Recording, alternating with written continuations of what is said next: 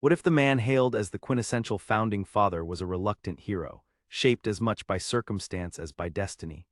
George Washington's journey from a Virginia plantation boy to the battlefield commander who secured America's independence, and then to the first president of the United States, invites us to reconsider the very foundations of leadership and sacrifice. Born at dawn on a chilling winter's day in the early 18th century, George Washington entered a world rife with challenges and opportunity. His youth was spent along the quiet rivers and plantations of Virginia, where the death of his father thrust upon him responsibility at an age when most boys were still carefree. Living under the watchful eye of his elder half-brother Lawrence, Washington learned the values of duty and perseverance that would define his character. A gifted surveyor and keen mathematician, young George ventured into the uncharted wilderness of Virginia's western frontiers, mapping lands and dreaming of legacy. Yet fate was not lenient. A journey to the Caribbean alongside his brother became a crucible when he survived a vicious bout of smallpox, a disease that scarred him deeply and may have silently shaped his future in ways history only whispers. His early military engagements during the tumultuous French and Indian War revealed a restless young man eager for honor but tempered by experience. Washington's actions, ambushing French forces and enduring harsh retreats, etched his name in colonial history. Yet away from the spotlight, losses like the death of his brother reminded him of sacrifice's harsh price. The idyll of plantation life at Mount Vernon soon called him back, where marriage to a wealthy widow expanded his holdings and responsibilities. Yet beneath the pastoral surface lay profound contradictions. A man who owned enslaved people and yet wrestled privately with the injustice of the very system that supported his wealth. As colonial unrest grew into full rebellion, Washington's stance hardened. Guarding ideals of self-governance, he became a linchpin in the struggle against Imperial Britain. When Congress called, he accepted command of a ragtag Continental Army, stepping into the storm of revolution with unyielding resolve.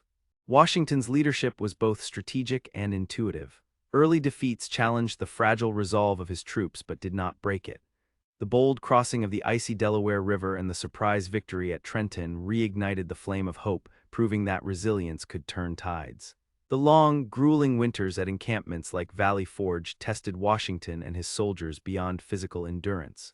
Amidst hunger, disease, and doubt, his stewardship and the training by foreign allies transformed the Continental Army into a disciplined force ready to confront one of the world's mightiest empires.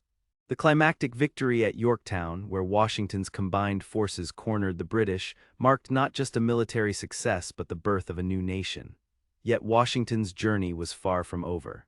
The young republic faced precarious beginnings under the shadow of fractured governance.